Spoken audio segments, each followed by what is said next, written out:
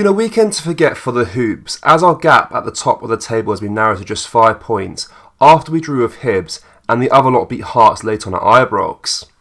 In today's video we'll discuss all the latest Celtic news from the last 24 hours that also includes why the club are set to go into negotiations over an exciting project. But first, make sure you hit that like button and subscribe to the channel for more Celtic content. Celtic legend Kenny Dalglish has heaped praise on star forward Kyogo, asserting that the Japanese striker has reached new heights in his third season with the club, surpassing his impressive performances in the previous treble-winning campaign. Dalglish also highlighted the Bergenham partnership between Kyogo and midfielder Matt O'Reilly, suggesting that Celtic has something special in the making. Kyogo, who joined the Hoops 2 seasons ago, has shown remarkable form this year, amassing 7 goals in just 13 games, bringing his total for Celtic to 61 goals in 96 matches. While he may face a substantial challenge to surpass his 34-goal tally from the previous season, Dalglish believes it's an achievable goal given the striker's quality and work ethic. You can see that Kyogo is better now than this time last year. He is far more accomplished. His link-up play for the opening goal and the finish itself, it was sublime, he said. Dalglish's admiration wasn't limited to Kyogo. He also praised Matt O'Reilly, who has been a standout performer for Celtic this season. O'Reilly's astute one-touch pass that set up Kyogo's goal against Atletico Madrid drew acclaim from Dalglish, who lauded it as one of the season's best assists. Matt O'Reilly played his part, and his one-touch pass to put the Japanese striker through was a good ball, as you'll see this season. I believe he cost in the region of £1.5 million from MK Dons, which is an absolute steal. He has matured and his game has improved. At 22 there's still plenty more to come, and he appears to be thriving under Brendan. It was a good business to tie him down to a long-term contract. It would be wonderful for the Celtic fans if they thought this team could stay together for another 18 months. Several players will be attracting interest, and the business model is to sell for large transfer fees, and that has been successful for them.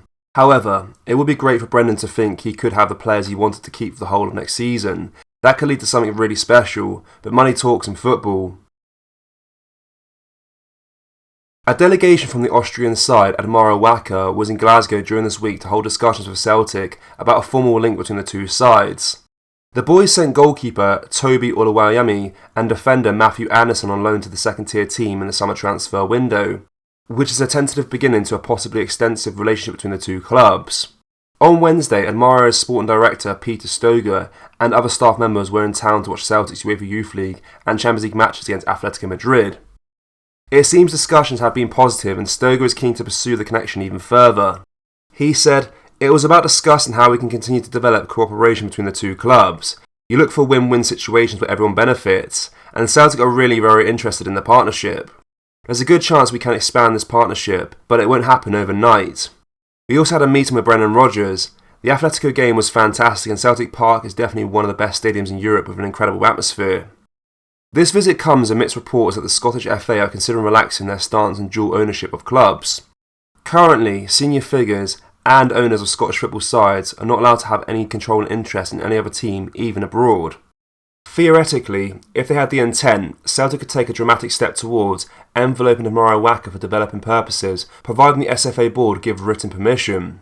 However, that kind of step would also open up the possibility of big cash-rich teams from abroad entering the Scottish football market and boosting the fortunes of the boys' opponents. It will be a tricky balance for not only the SFA to navigate, but also for Celtic to pursue. Regardless, it seems that the club are keen on exploring new relationships with clubs on the continent. Watch this space.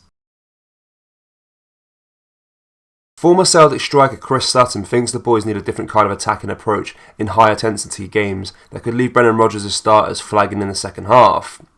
One of the big talking points coming out of the midweek draw with Atletico Madrid was the fatigue experienced by the team in the final half an hour and the lack of options the manager had available to him on the bench. Sutton reckons Celtic needed a bit more depth and a different kind of play in the attacking third, despite the qualities of stars such as Kyogo and Maeda. Speaking specifically about the UEFA Champions League clash, the outspoken pundit said, "Celtic ran out of gas.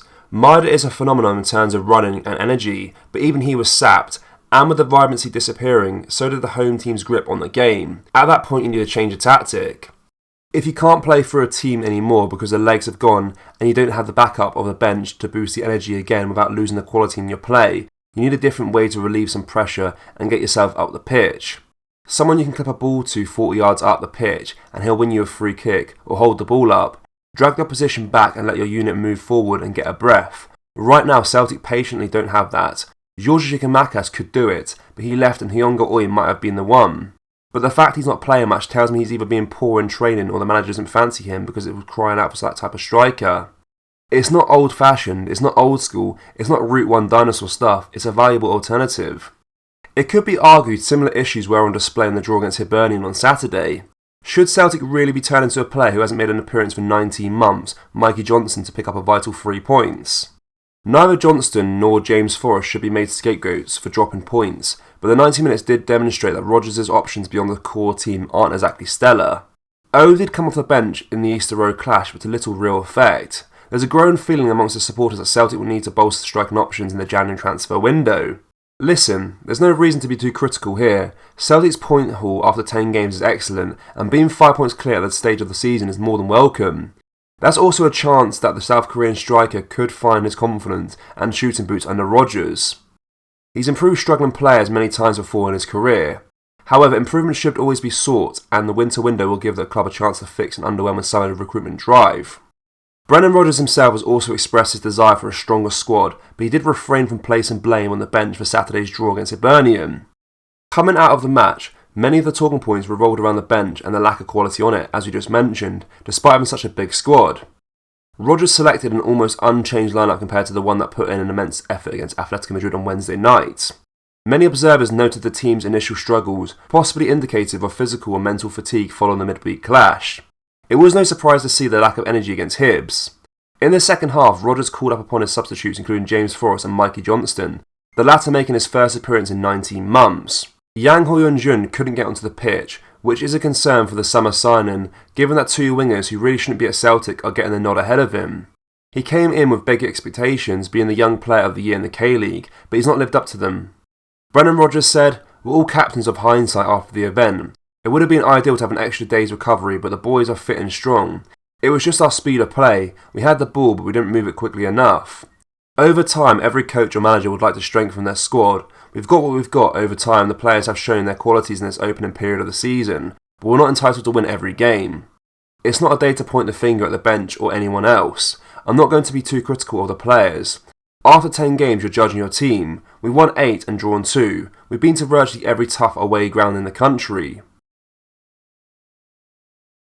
Celtic fans, what are your final thoughts from the game against Hibs at the weekend? Let me know down in the comment section below.